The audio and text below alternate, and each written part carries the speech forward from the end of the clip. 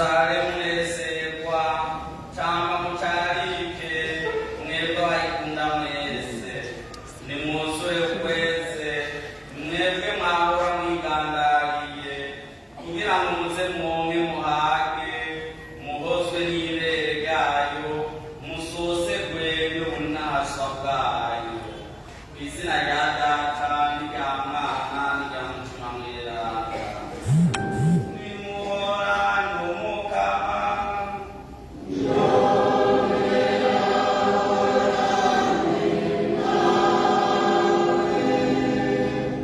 avukanyi mukoraniye ngaha turageze kw'idominika ya kane yo mw'ikarema idominika yitiriwe y'akanyamuneza turiko turarebya urugendo rwacu turarushikanye hagati none rero eklesiya mawe wacu iradutumirira gutangura kugaragaza akanyamuneza gutangura kwiyumva yuko turiko turegereza umunsi w'intsinzi umunsi w'icungurwa ryacu turaje rero kugira ngo umukama abandanya kwigisha uko twokwigenza kugira ngo tuze dushikire umunsi w'izuka turabandanya kwifatanya n'ababigishwa ariko bitegurira guhabwa amasakaramentu atandukanye mw'ijoro rya pasika tubasabira kugira ngo umukama abandanye bakomeza mu rugendo barimwo turifatanya kandi n'abakenyezi uyu munsi bashimye kugira ngo nabo baze bakengurukire Imana kw'iteka yabateye muze rero tubanze twishishe bugufi tugaye akabi twakoze duheze rero tuninahaze umukama yumvise umutima ugororotse ndirega ku Mana kugira vyose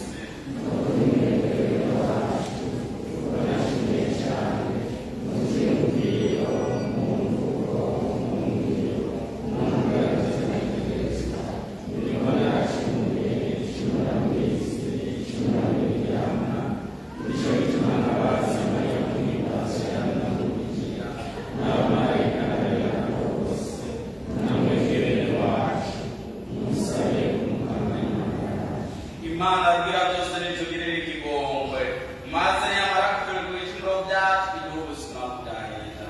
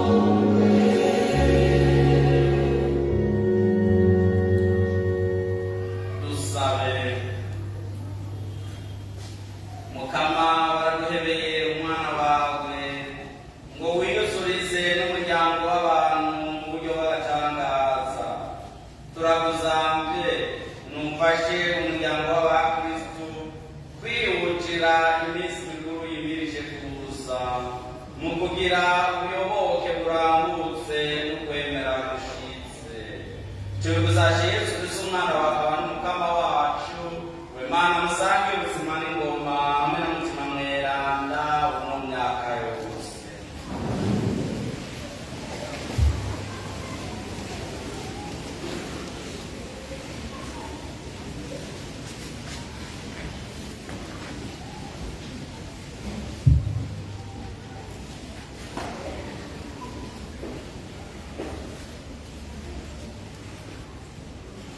Ibyo dusoma mu gitabo cya kabiri cy'ibyo ku ngoma.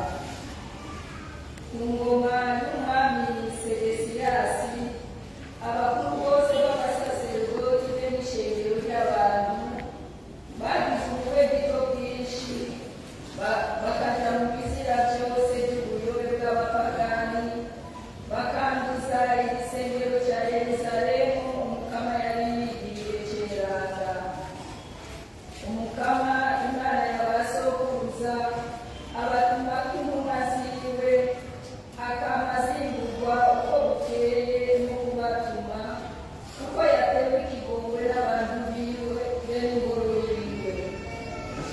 Ariko bagashinyaguriza izo ntumwa z'Imana, bagakengera amajambo yayo, bagatwenga abahanuzi bayo, gushikaho ishavu ry'umukama ryavuye ku bantu biwe ritagishobora kugarukwa. Maze abanyababiloni batumira ingoro y'Imana, baserura n'uruzitiro rw'amabuye rw'i Yerusalemu, baturira n'ingoro zaho zose, bahonya n'ibyiza byaho byose.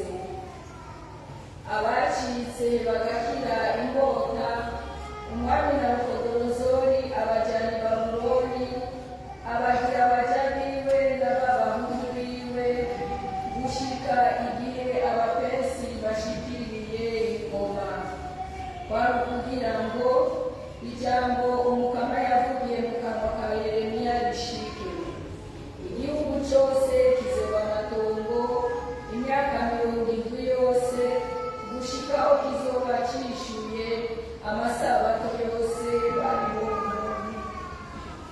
Hanyuma mu mwaka wa mbere Siro umwami w'Ubuperesi agiye ku ngoma, umukama akabona umutima wiwe kugira ngo ijambo yavugiye mu kanwa ka Yeremiya ribone gushika. Nuko rero Siro ashinga igitangazwa mu gihugu ciwe cyose, aranaryandika ngo ryihitizwe na Siro umwami w'Ubuperesi, umukama Imana nyen'ijuru yangabiye ibihugu byose byo ku isi, kandi yanshinze kumwubakira ingoro i Yerusalemu mu Yudeya. None umuntu wese muri mwebwe wo mu bantu biwe bose, umukama Imana yiwe nabane nawe, yongere uwo muntu aduge i Yerusalemu. Iryo ni ijambo ry'Imana.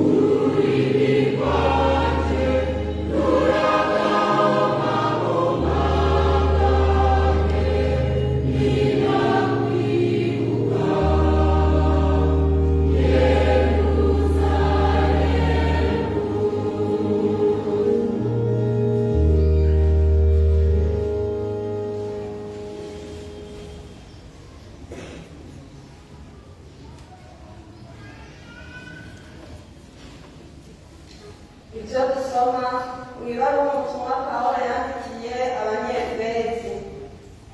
Inshuti zanjye, Imana ni nyen'ikigongwe, kubera rwa rukundo rwinshi yadukunze, aho twari tukiri abapfu bishwe n'ibicumuro, mubamukize noneho kubera ubuntu bwayo gusa, kandi yatuzuranye nawe atwicarika nawe mu ijuru turi muri Kristo Yesu, kugira ngo yerekane mu myaka izoza itunga ry'agahebuza ry'inema yayo mu kutugirira imbabazi muri Kristo Yesu. Koko ubuntu bwayo nibwo bwatumye mugira kubera ukwemera, na byonyine ntibyavuye kuri mwebwe n'ingabirano y'Imana, ntibyavuye ku bikorwa kugira ngo ntihagire n'umwe yishimagiza. Nanone turi ibiremwa byayo, twaremewe muri Kristo Yesu ngo dukore bya bikorwa byiza Imana yaduteguriye ngo tubigenderemo. Iryo ni ijambo ry'Imana.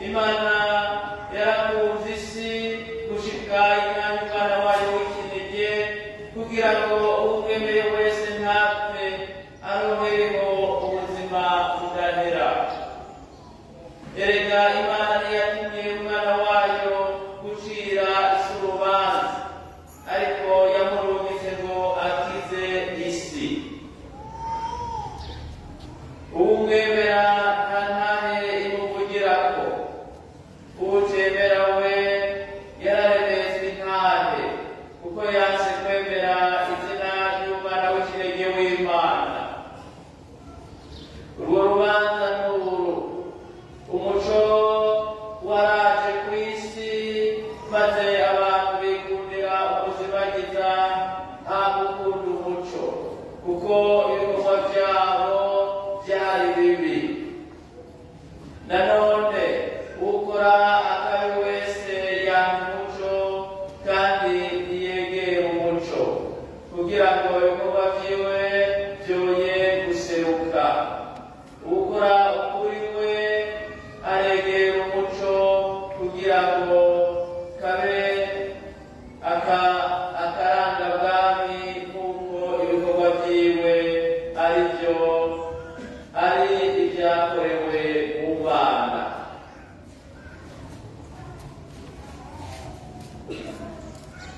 dushemeze Kristu jambo w'Imana.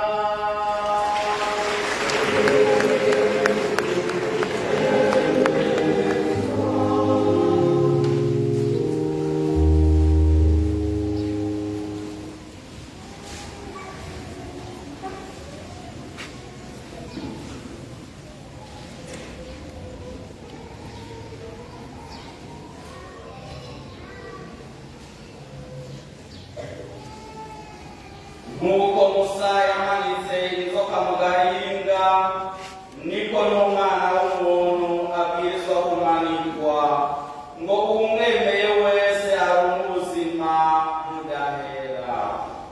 Y'ubushimana mukoraniye ngaha, turahejeje kumviriza ibisomwa vyeranda vyo kuri Dominika ya kane Karema mu mwaka B.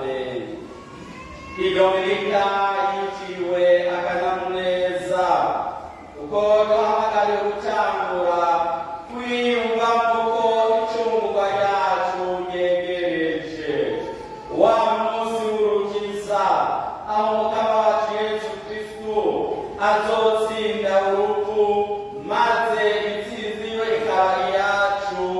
Turiko turawegereza, turahamagariwe rero kudacika intege, ahubwo dukomeze urugendo rwacu kugira ngo uwo munsi tuze tuwushikire, natwe twiteguriye kuzukana na Yesu Kristu. Twese rero twuzure akanyamuneza. Nta kindi duhamagara gukora rero atari ukuvavanura n'inzira y'ubuzima bwiza, tukareka gukomanaza imitima yacu, ahubwo tukegera Imana yacu iyo atakindi ishaka atari uko twoshikira ubuzima bwuzuye. Mu gisoma cya mbere twumvise ukuntu Abanyisirayeli duhereye ku bakuru b'abasaseredoti n'ishengero ry'abantu bose bagaragaje Imana, bakaja mu bizira byose by'ubuyobe bw'abapagani, bakabavanura ya nzira Imana yari yaraberetse, bakikura ku rukundo Imana ibafitiye, maze bakigenza nk'abapagani. Aho kuryoherwa bari kumwe n'Imana, aho kuryoherwa bariko bakora imbere y'abana b'Imana, ngabaryohewe n'ubwigenza nk'abapagani mu gukora amayoberwa, mu gukora amashano atandukanye, kandi bari bazi ko ivyo bisesema Imana. Imana yari yabasabye ko atakindi kintu na kimwe boribangikanya, ariko kubera ubwito bwabo, kubera ubugaraji bwabo, ngaba barabikoze, ngaba bahisemwo kubangikanya Imana n'ibindi bigereranyo, ahubwo ya Mana y'ukuri barayibagiye, gushika naho igisengero cabo c'i Yerusalemu bagiha umwanya, kigahava mbere kikanasambuka kubera ububegito bw'abantu. Ariko ya Mana yoyo, naho ishavu ryari ryavuye rivyuka, maze bakaronka igihano, ntihavuye ibareka kagirire, yavuye ahubwo irondera ukuntu yosubira kubegera, isubire kubavyura, ibereke yuko icyo bakoze atari byiza. Iyo Mana mbere yabitangaza, ngiyiciriye kuri uyu mwami Siro Peresi, kugira ngo abe ari we agarura igihugu c'Imana, maze basubire bubake igisengero c'i Yerusalemu, basubire babone ikibanza baninarizamo Imana yabo, bayikengurukira kukuntu ibitayeho, kuko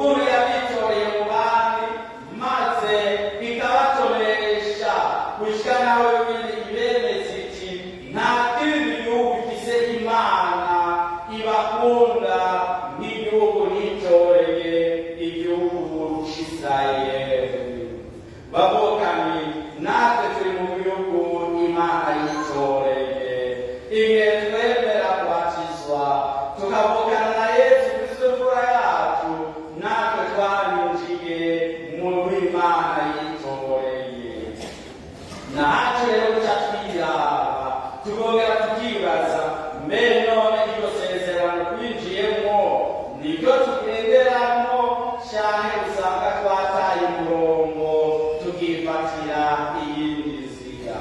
Ubwo ibi byashikiye aba Bayisiraheli muri ingoma y'umwami Sedesiyasi. Ubwo twari bandana bigushikira tugatera akagere Imana yacu, tukibukira inyintazi, tukigeza kuko abapagani bigenza, kandi tuzi yuko ibyo byose bisesema Imana yacu. Nawe umwe kuraba uko yifashe mu nzira yiwe y'ukwemera, ya nzira idufasha kuzoshikira bwa bweranga nk'uko Imana yacu ari mweranga. Tugiye kure tukiraba, tukaraba mu buzima bwacu bwa minsi yose, tukaraba aho tubaye. Abakristo b'uyu munsi basigaye bafata ukwemera kwabo ibisanzwe, basigaye bigenza mbere rimwe na rimwe nk'abatagira ukwemera, basigaye babona yuko ibyo abapagani bakora nabo nyine atangorane ko bobikora. Hageze rero aho natwe dusubira kunagura ukwemera kwacu, kuko si byiza kuba abakristu hama tugaca dukora ibihushanye n'ubuzima bw'umukristo. Birababaje kubona twemera tuzi yuko Imana yacu atakiyisumba, ari ugasanga hari abakigendera mu bapfumu, ugasanga hari abaciruka bagenda kwa rumenyi, ugasanga hari abaciruka mu byumba by'amasengesho kandi bemanga ko dufise Imana ishoboye byose. None tubigize gutyo, hari aho twoba dutamiye n'aba twumvise mu gisoma ca mbere kituyagira ibyabaye. None rero iyi kalima ahubwo itubere akaryo keza ko gusubiramo indagano twemereye Umukama, kandi we gusa tugiye gukorera igihe tumwemerera ko tugiye kuvavanura na Shetani n'inyoshami zayo, tukareka inzira y'umuzimagiza, tugaheza tugafata inzira y'umuco. Nk'abakristo nta kindi duhamagariwe gukora atari ibikorwa vyotuma Imana yacu ibinazwa. Sinzi ko mwumvise amajambo y'Izaburi y'uyu munsi, n'amajambo ateye ubwoba, ahubwo tutari dukwiye kuyavuga ahubwo turavuze naho tukayavuga tujugunyira.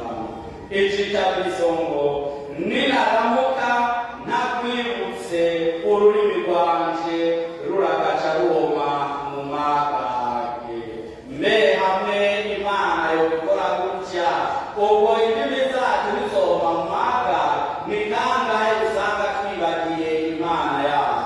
Aha tutibesheye iyo Mana yacu twaba twayihaye ikibanza kibereye mu buzima bwacu, ntaraho usanga tujya turayibangikanya n'ibintazi, ariko kuko yuzuye urukundo n'impuhwe, kugatakindi kiradushinga atari ukudukiza, atari ukuturokora twebwe twamaze kubogwa n'uruja rw'igicumuro, iraturabageza ikatugirira imbabazi, naho twitera akagere iguma yoyo iturindiriye. Muri iri Zaburi twumvise ukuntu uyu mwanditsi wenyene avuga ati ngo ninaramuka ndakwibagiye Yerusalemu, ngo ukuboko kwanje kw'iburyo kuragaca kuma uherengetere. Murumva Imana iduhana nk'uko twaba twayishayeko, ngira nta muntu aba agifise ukuboko kw'iburyo kuri kuzima. None rero ko Imana yaba yatwihanganiye, natwe nitureke kuza turayivyonga, nitureke kuza turakora ibituma ishavu ryayo riturunga, ahubwo tuba abantu babasha kwicisha bugufi, abantu bama batakamba, kugira ngo ya Mana yuzuye urukundo n'impuhwe ibandanye itugirira neza. ibandanye gukiza twe twari banakumva ariko ikemera igatanga umwana wayo w'ikinege kugira ngo abe waba mu kibanza cyacu turetse turonke ubuzima. Twumvise muri inkuru nziza y'umwanditsi Yohani ukuntu Yesu yabagiye Nikodemo nk'uko Musa yamanitse inzoka mu gahinga niko n'umwana w'umuntu yabwirizwa kumanikwa ngo uwumwemeye wese aronke ubuzima budahera. Igihe Abisirayeli bari barangije Imana bakayikurako bagatangura kuyidogera bitondera n'umusabyi wayo Musa, Imana yavuye bararira akantu bahura n'ingorane haduka inzoka zikaza zirabakomora maze uwo yazikomoye agacapfa. Maze rero barabura ko bamenje barahita baraca kuri Musa bati reka turabonye tutakambere kuri y'abana nayo yahise arabura abwira Musa genda ucure ibyo uyimanike maze uzoramuka akomowe n'inzoka akarangamiza ibyo wamanitse ubona azobatyo azocakira. Mu yandi majambo si iyo nzoka Musa yari yamanitse yakitsa umuntu ahubwo ukwemera guhanga amaso inzoka yamanitse kwaba ukwemera ko Imana ari Imana ikiza, kwaba ukwicisha bugufi umuntu agasubira kuvuga ati naramenje ku Mana none reka shire mu ngiro ibyo Imana ishaka.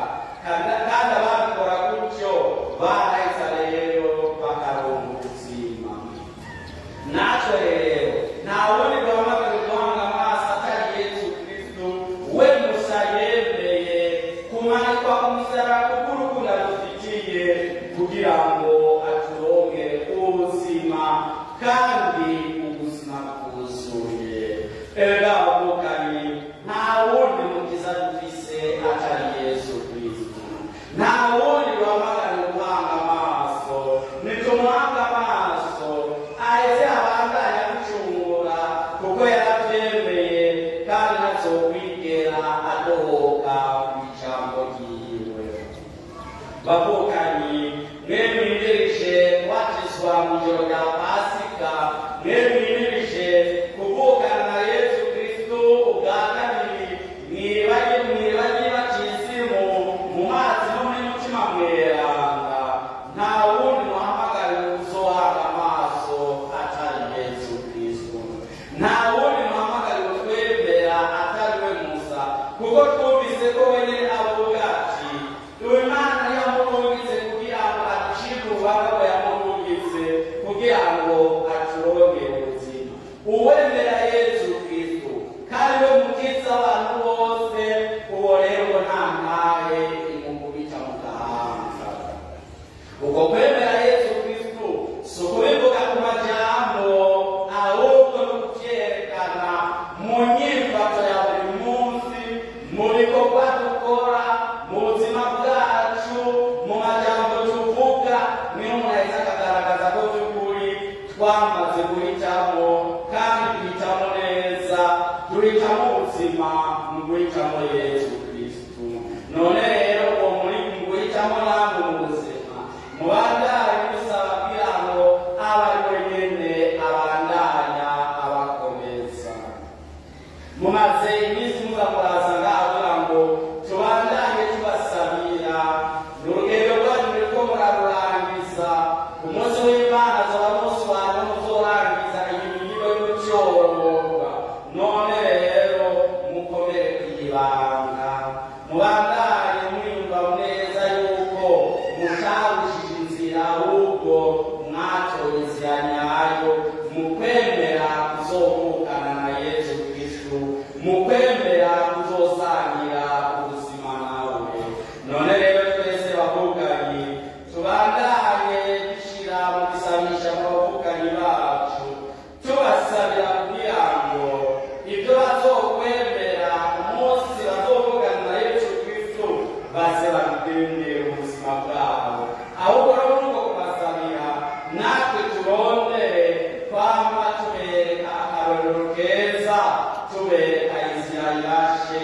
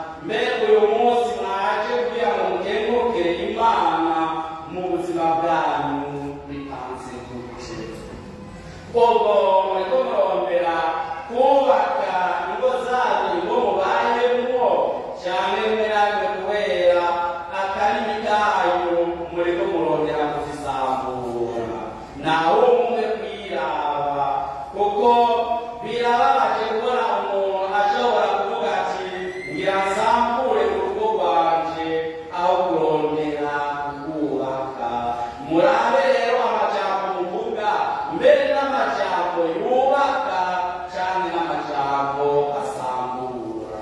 Umwanditsi w'igitabo c'imigani niwe avuga ati imvugo y'umugore w'icyaduka itera ubuki kandi amagage yiwe yoroshe kurusha amavuta, ariko mu mperuka irura nk'umubirizi ikarishe n'inkota y'ubuki bubiri. Mwene Siyaki nawe agaca yongera ati umugore w'umubisha ni nk'umutwaro w'imfizi ugenda urazungeta uwuvumbatiye ni nk'uwupfumbase akamina. Mbere none ubwiravye uhagaze hehe? Ubwo by'ukuri uri kuburondera iminsi yose kumva mu rugo rwawe ubayemo hoba akanyamuneza, horangwa amahoro n'ubutungane, nawe umwe kwiraba maze umuntu ariko araraba agasanga ari mu nzira itari yo, aheza yibuke ko Imana yacu ni Imana iguma iturindiriye kugira ngo idukize akabi kacu. Mwene Siraki niwe abandanya avuga ati ngo hahiriwe umugabo afise umugore w'umutima mwiza, ngo ikigiri cy'iminsi y'ubuzima bwiwe kizogwizwa na kabiri. Ngo umugore w'intwari ngo arahimbara umugabo wiwe agatuma amara imyaka yiwe mu mahoro. Sinzi uwobaza abagabo bari ngaha babuze abagore ko boharurwa muri aba. Mwene Siraki ariko aravuga ko bahiriwe cyane ko aravuga ati ahubwo twakatunuye umutima ntiworaba kubera iki abafasha bacu Imana yaduhaye. Turabagabo hanze hari abagabo avese ziri mu kwica kubera abagore babo. None rero mwumva ko iyo nyifato atari nziza cyane. Uwaba yameze gutyo mu rugo rwiwe avuga ati oya reka mpinduke, ahubwo nakire impanuro mwene Siraki atanze uyu munsi. Ko bari abagabo aho bari bagenda baraganira bavuga bati cyose narongoye nk'abandi. Maze mwene Siraki nawe agaca abafasha mu kuvuga ati ngo notuma mbana n'intambwe cyangwa igisato hako mbana n'umugore w'umubisha. Ngo umugabo wiwe yicara hagati mu babanyi ngo bikamwiyaka akanira kubera impundu nyinshi. Mwa bagore muteye amarira abagabo banyu n'akazi kanyu. Muraba mubiba yuko ibyo bintu bibabaje cyane gushikaho umuntu ashobora kwaduka akanga ko yibuna ari mu bantu agaturikisha akarira kubera iki intuntu afise mu mutima wiwe atahabihuye atari mu rugo wiwe. None rero icyo nobasabira nuko mwoba abapfasoni bicisha bugufi, abapfasoni atakindi barondera gukora atari vyotuma aho babaye harangwa akanyamuneza. Ntimube n'aba bapfasoni barangwa n'ubushirasoni. Mwene Siraki avuga ati ngo ubushirasoni bw'umugore ngo bubonekera ngo mu kubongeka amaso bukagaragarira mu kukunagura ingohe. Ngo uritondera mu mugore w'ijisho rishira isoni kandi ntuze utangare agutaye mu rutubi. Mwumva bazabazimiza abandi n'akazi kabo. Mwene Siraki arabaguma ku rutoki ababwira ati iyo nzira si nziza, ariko nabo bazimiza hariho n'abandi babyikwegera akaba aribo bavyitamo. Ngo mwene Siraki aca abandanya atanga impanuro avuga ati kura ijisho ku mugore mwiza kandi ntukihweze ubwiza bw'uwundi. Benshi baracingishijwe n'ubwiza bw'umugore, kuri bwo hava urukundo rumeze nk'umuriro waka. Ngo ntukicare hamwe n'umugore afise umugabo kandi ntugasangire nawe umuvinyu, umushaha wawe wava guhengamira kuri we ukanyerera ukagwa mu ruzi n'umutima wawe. None rero bavukanye kuri uyu munsi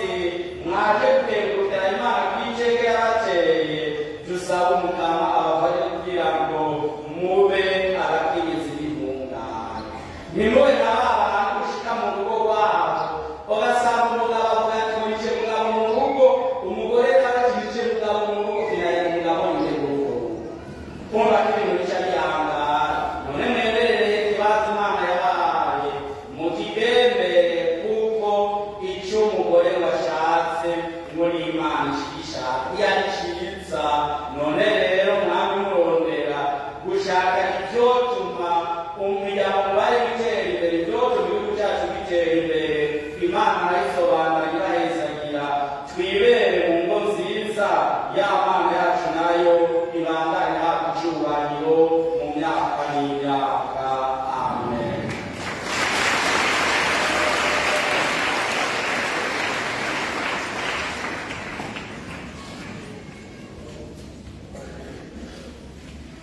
Muhaguruke tugaragaze ukwemera kwacu, nemera Imana inebudende.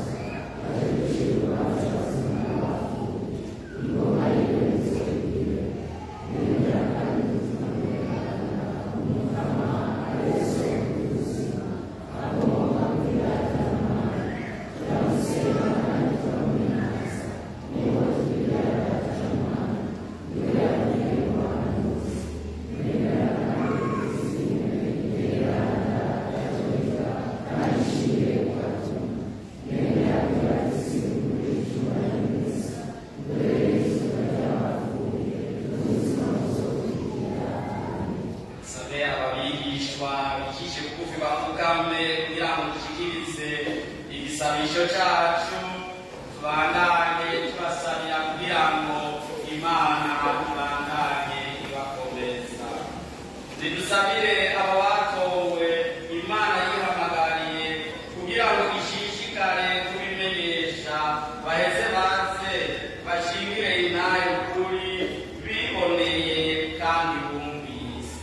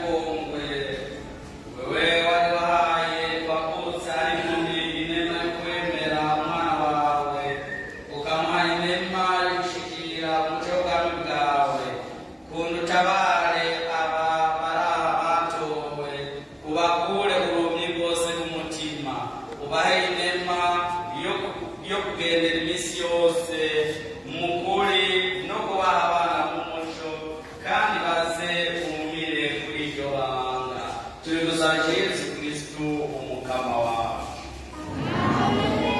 Sabe abo bigishwa bahaguruke kugira ngo tubandanye tubasaba.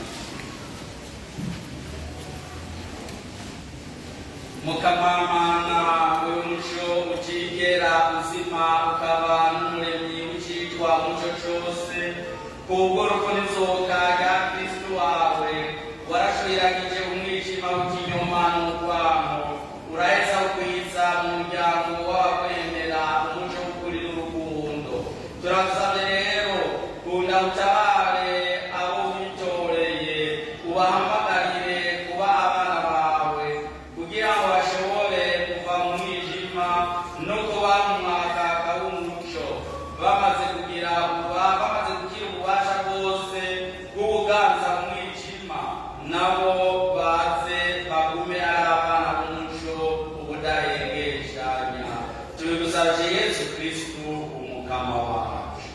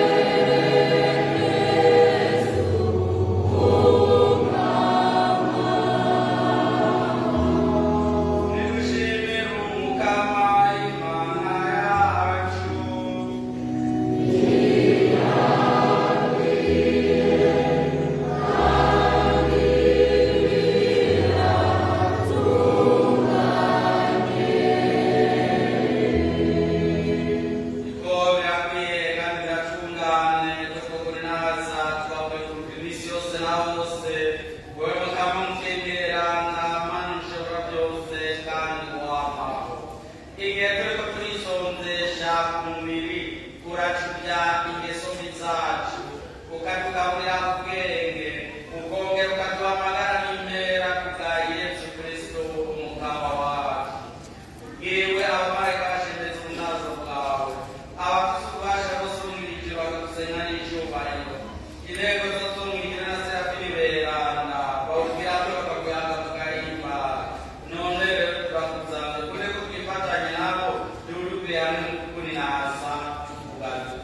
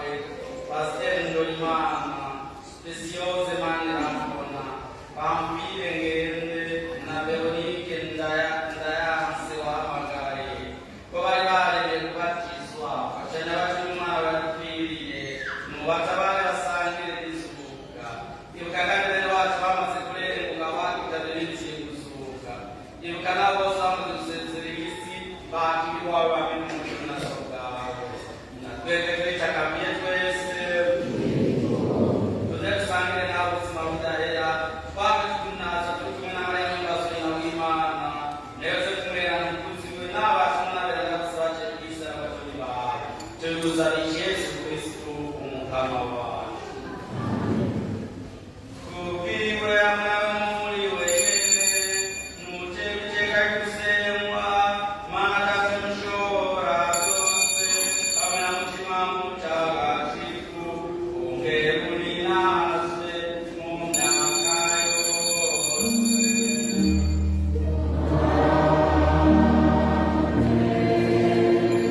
Ngo twabishwe n'umukama akakitegereza kugeza yabatuzwe mu ijuru.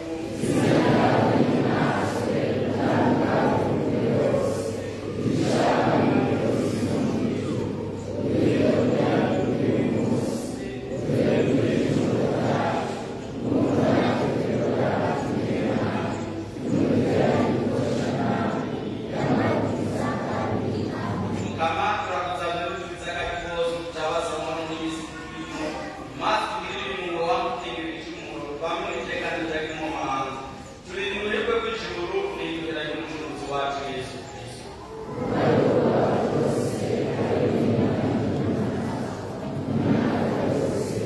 Mukama Yesu Kristo abwiye abatumwa bawe uti ndabasigaranye n'amahoro ndabamahoro yawe nturake ibicumuro byacu urabayanga kwemera kwa Ekleziya yawe witabaza amahoro n'ubumwe maze ushakira ngo woye ubuzima n'ingoma mu myaka yose horana amahoro y'umukama.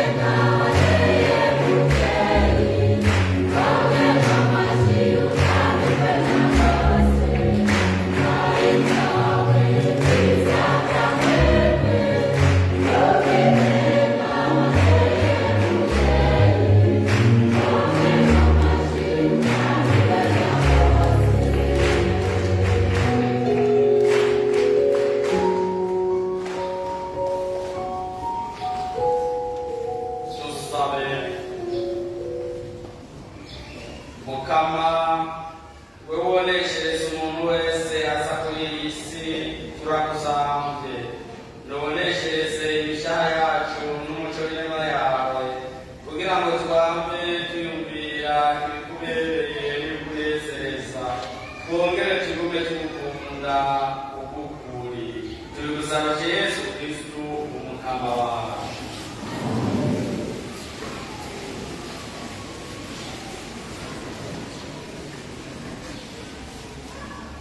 dukomeze Ekleziya Muryango umuryango gusenga duhereye mu mibano yacu no mu kwitaza neza amasakaramentu. Ijambo rishikirijwe na Patiri Mukuru wa Paruwasi yacu ya Kamenge. Bakristu wa Paruwasi yacu ya Kamenge, igerekezo rya 11 Ruhuma umwaka turimo niho twahimbaje umunsi mpuzamakungu wahariwe abarwaye, aho Paruwasi yacu yari yatowe aba ariyo yibarizwamo uwo munsi mukuru ku rwego rwa diyoseze nkuru ya Bujumbura. Nico gituma mfashe kano kanya kugira ngo nkengurukire abo bose bitanze kugira ngo dushobore kuvuza abarwaye banamwigora batowe mu mibano yacu. Twashoboye kuvuza abarwayi bashika 200, abarungitswe mu bitaro bikuru kuvurizwayo bashika 15. Muri abo abakozwe ukuvuga bakorewe ico twita operation n'abantu 3, kiretse umwana umwe yitavye Imana agishika mu bitaro. Abandi barakize kandi barariwe amafaranga basabwa mu bitaro kugira ngo batahe. Kugeza ubu tukaba tumaze gukoresha amafaranga angana miliyoni 8,449,250 y'u Burundi. Iruhande yayo amafaranga yakoze mu vyerekeye kubavuza twarabatekereye n'ivyo gufungura biciye amafaranga angana miliyoni 3,200 y'u Burundi. Tukaba tuboneyeho akaryo ko kubibutsa nk'uko twabishikirijwe mu ijambo ry'umwungere wacu w'Imana weze ko inyuma y'urukundo muri diyoseze yacu yatanguye mu ntango y'indwi turiko turasozera ikarangira uyu munsi.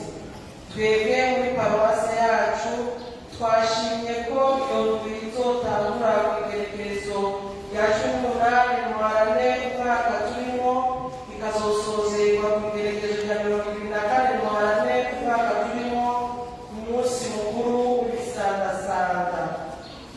Turabatumiye rero mwese kuzokwitaba ibikorwa by'indwi y'urukundo mu gutanga intererano nk'uko mwaba mubikora. Haciye imyaka 2 Paruwasi yacu iba iya mbere muri diyoseze yacu, none uyu mwaka twizeye ko muzokwitanganira umutima w'urukundo n'impuhwe ico gikorwa. Murakoze. Imana ibandanye ibahezagira, yongere ihezagira ibikorwa by'amaboko yanyu mu kubandanya bakoze sinema yo kwitaho abagowe. Patiri Mukuru wa Paruwasi Kamenge, Patiri Philbert Ndayimera. Uyu munsi duhimbaza Dominika ya 4 y'Ikarema umwaka B. Abasavye kugira ubugeni: Tresor Kwizera Paruwasi Kamenge azokubagana na Emeno ya Giraneza Paruwasi Ngagara. Jesias Muzimana Paruwasi Kiganda azokubagana na Anne Niruhire Paruwasi Munanira.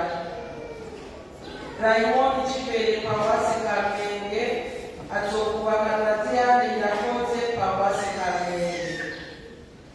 Wilfred Ndyokugayo Paruwasi Kamenge azokubagana na Janete Mugeneza Paruwasi Kamenge. Moise Ndyokugayo Paruwasi Kitongo azokubagana na Protete Nzarina Paruwasi Nivo.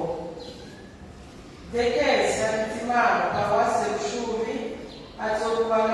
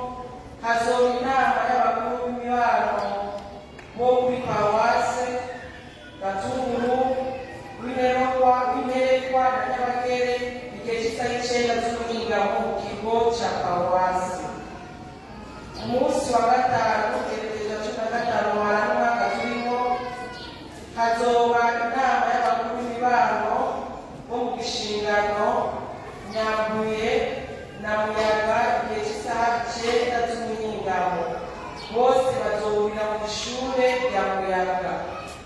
Ku munsi wa gatandatu igerekezo cumi na gatandatu Muhana n'umwaka turimo hazoba inama y'abakuru b'amashure bose, abakorodinateri bose, abarongoye umugwi wa Caritas ku mashure, abakuru b'imihari n'imigwi irangurira ubutumwa muri paruwase hamwe n'abo mu mashuri yose akubwira paruwase Kamenge n'abagize komite y'uburongozi bwa gouvernement financier communautaire Sebastien Conforti.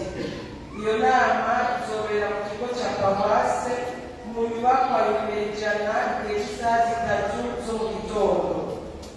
Muri iyi ndwi hazotangwa isakaramentu ry'ikigongwe ku rutonde rukurikira: ku wa mbere ituro isaha 10:30 z'umuhingamo, ku wa kabiri ishingano isaha 3 zo mu gitondo n'ahera isaha 10:30 z'umuhingamo, ku wa gatatu teza na likizi isaha 1 zo mu gitondo ku gasengero ka Keza, ku wa gatanu taba isaha 1 zo mu gitondo na winyerekwa isaha 10 z'umuhingamo, ku wa gatandatu Nyambuye isaha 3 zo mu gitondo. Paruwasi Kamenge iratumiye abanyeshuri bose biga muri za kaminuza baba muri paruwase no mu micungararo yabo mu kiganiro kidasanzwe yabateguriye ku Civugo ngo ivyigwa vya kaminuza intambamyi mu gihugu n'ico umwe wese yoterera. Ni ku munsi wa gatanu igerekezo rya 15 Muharane umwaka turimo isaha 12 inyuma y'inzira y'umusaraba mu kigo cya paruwase. Paruwase Kamenge iramenyesheje abavyeyi bifuza kubatirisha abana n'inzoya ko bazotangura kwandika ku itariki 18 gushika itariki 22 z'uku kwezi kwa gatatu. Ibatisimu y'abana babo izociba ku munsi wa gatandatu itariki 6 z'ukwezi kwa kane mu misa izotangura isaha 7 ngaha kuri paruwasi. Ibisabwa: abavyeyi bifuza kubatirisha abana bazoza gutora impapuro ku biro vya paruwasi, hanyuma bagende kuzisinyisha mu mibano mito mito yo mu makartiye basanzwe babamo. Ku munsi wa gatatu hazoba umwiherero w'abari mu mibano mito mito y'igiswahili isaha 3 zo mu gitondo mu gasengero k'amahoro n'ikigongwe. Ku munsi w'Imana uza abazobatizwa ku Pasika bazosenga misa ya kane kugira ngo babandanye imigirwa yo kwitegurira ibatisimu. Bazoza bazanye n'abahagarikizi babo. Bose basabwe kuzoshika mu kigo cya paruwase isaha 3:30 zo mu gitondo. Ku munsi w'Imana hazoba umwiherero ku banyamihari n'imigwi bakurikira: Regio Maria, Inyegu, Bikira Maria Ngendengo, Umushaha wa Yesu, Groupe Universitaire, Groupe Vocationnel, Groupe de Théâtre, Équipe enseignante na Jeunesse du Monde. Abazotegura ingoro y'Imana ejo ku munsi wa mbere umubano wa Yosefu Mweranda.